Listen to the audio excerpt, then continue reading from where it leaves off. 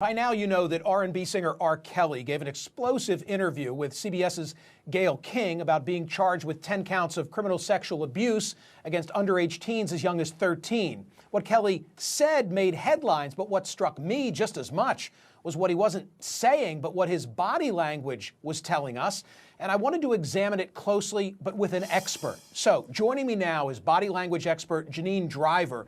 She's the president of the Body Language Institute. She has spent 16 years as a DOJ law enforcement officer and now works with lawyers and judges, the ATF, the FBI, the CIA, the DIA, and the International Association of Chiefs of Police. Jeannine, I want to do what I like to say, Zapruder the tape. So let's start with the relatively calm part. I'll roll it, and then we can discuss. Play All right, it. Michael. Have you ever had sex No. with anyone under the age of 17? No. Never. No. What are you seeing in that, Jeannine? What any human being watching will see, Michael, which is he's trying his hardest to say no, but his body language and his head gesture, I've never seen anything like it, this dramatic. So he's starting with a no and it turns into a yes. And when I speak at corporate keynotes, I make the whole audience of 10,000 people, I go, everyone look at the person next to you and say, are you happy to be here? And say, no. Or say yes. His body language is leaking the truth. Our brain doesn't want us to lie, and it comes out like this. Okay, I think in this next one, he does the opposite. Let's play it, and then you can comment. So they're lying on you. That's your explanation. They're lying on you. Absolutely. Absolutely. Absolutely. Jeannine, what are you seeing? Absolutely. Absolutely. Absolutely. So we see him shaking his head no here. Well, he says absolutely. He says it 3 times. And even more importantly than shaking his head no here is his tone and pitch begins to go down, down, down. And when someone is being deceptive and they're lying, you'll often hear an increase or a decrease in their pitch, Michael. We saw this with Britney Spears when she told Matt Lauer years ago, my marriage is not in a crisis. She goes, no, it's not in a crisis. 2 weeks later, she files for divorce. Boom. This change in tone and pitch, 85% of the time when we're lying, there's that increase or decrease. So we see body language and a change in pitch. There were times that he doesn't answer the question at all. I've got one of those queued up for Jeannine Driver. Play it. So I think the point you're making is, and correct me if I'm wrong, that you have never held anybody against their will. That's stupid. Use your common sense. Don't forget the blogs. Forget how you feel about me. Hate me if you want to, love me if you want, but just use your common sense. How stupid would it be for me to, with my crazy past and what I've been through, right now I just think I need to be a monster and hold girls against their will, chain them up in my basement and don't let them eat and don't let them out unless they need some shoes down the street from their uncle. I mean, it was a simple yes or no question, and he never gets to the answer, correct? Oh my gosh, this is like body language, detecting deception gold. So he does smoke screening here, doesn't answer the question. The best answer here with any question, when a yes or no is involved, the strongest answer is simply a yes or no. So he does this big smoke screening and just goes crazy. We saw something similar with, remember Governor Sanford? He left the country with his mistress in Argentina. Roger Clemens up on the Hill. Trail. Yeah, I'm Roger Clemens up on the Hill lying about taking steroids. Had Andy Pennant told me, had I knowingly knew then what I now know now. This talking in riddles, this stalling technique, this smoke screening is indicative of people who are keeping the truth from us. Do you know that when you were on my SiriusXM radio program this week, there was more reaction to something you said about Gayle than what you said about R. Kelly? Now, I'm going to play the tape. I don't want to give it away on CNN. Talk to me about Gayle. Play it. All right, so Gayle right here, look at her toe is going to go up. And when we see our toe go up, see her toe, look at her foot. This is excitement. I see it. So she knows this is interviewing gold. She's like, oh my gosh, I couldn't have scripted this better. Jussie Smollett couldn't have written a script any better than what's reality here. Her toe goes up, this is excitement. And at one point we even see her smile and laugh.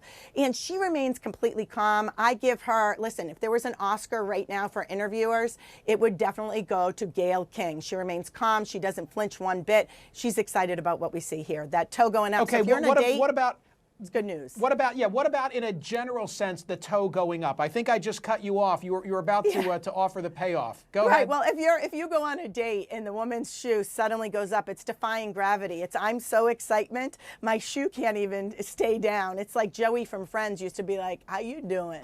That eyebrow flash. This is excitement. Gail knew it and she killed it. I was very impressed. Okay, the most animated part. I think what I'm going to do is put you on a split screen, take down his volume, and have you walk us through what Janine Driver sees. Do it. I didn't do this All stuff. right. Okay, so he's hitting his chest right here. These are called illustrators, and it's congruent with what he is trying to convince us of, which is he's angry. This is legit anger. He stands up. Look at this. I want everyone to notice at home. Do you see how he steps away from Gail? This is actually right here. It's this distancing. This is what we see with aggressiveness. Before someone attacks, you'll often see a step back. I'm Janine Driver, the mother of 3 sons, the wife of Leif Larson. But when I take a step back, this Janine's going to punch you in the face. I'm impressed with Gail remaining calm. This is genuine anger.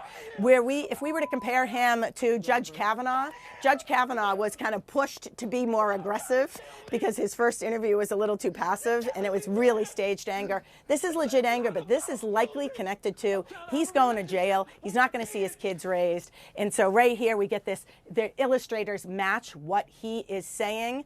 It's just not connected Janine, with lying. Why isn't this the legitimate angry reaction of someone unjustly accused? You know, how would you expect someone who's unjustly accused to react? Michael, you're a smart cookie, and I love that you asked me that question. We're looking for clusters. So we're looking for multiple clusters, and what we see with R. Kelly is shaking his head yes when saying no, shaking his head no when saying yes. He does shoulder shrugs, which are uncertainty. And what he's talking about here is he's not being direct, saying, I didn't do this. They're liars. See, what happens is when someone is lying on television, look at the Roger Clemens of the world, they won't come out and say to Brian McNamee, you're a liar. And what we hear right here is R. Kelly is not coming out saying, she's a liar, and they're lying. They're not coming out and saying it. This is what liars tend to do. They just say, I'm a victim. Final question on a totally different subject, but like many others, I was transfixed by that Michael Jackson documentary. I know you scrutinized one of the accusers, James Safechuck. I've got a short clip. Play it. Let's ask Janine Driver what she thinks. Real brief. Fundamental. What are you seeing there, Janine? I call this the BCN. When you bite your lip off to the side, Michael, it is bad events happened, concerns or negative thoughts. This emotion in this little expression is not something we see when people are lying and stage their emotion. I came in thinking these guys are lying and wanted money, and I walked out saying, oh my gosh, these guys are telling the truth. Can somebody who has done bad things engage you and come off as compelling? I mean, could you teach this to some bad seed? I would love liars to come to me, because here's what happens, Michael. You remember the truth, you're telling us the lie, and now you can't unsee, unhear, or unexperience what I share with you. So the liars totally fall apart, because you're like, oh my gosh, I did the shoulder shrug. And you start to analyze yourself. As a matter of fact, the more liars that come to me, the more I teach them, the more they're not going to get away with it. And we're going to keep people safe and protect your friends, your family, and your finances. Okay, I'm out of time, but Jussie Smollett, credible or incredible? Unbelievable. Body language gold. I did a 4-hour documentary where I decoded every single step, put it on YouTube so people can go there. Or every Wednesday night, I do a Facebook Live show called Celebrity Lie Detector Live, where I broke him down. Okay, but give me the bottom line. Come on, what's the bottom line? This guy is a liar. It is scripted. He literally, I'll give you a quick tip. He said, we tussled. We implies a relationship. Anytime someone is attacked, they never say we.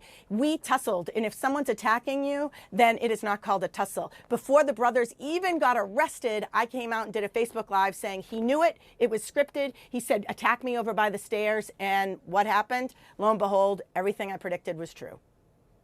Janine, thank you so much. Thanks, Michael.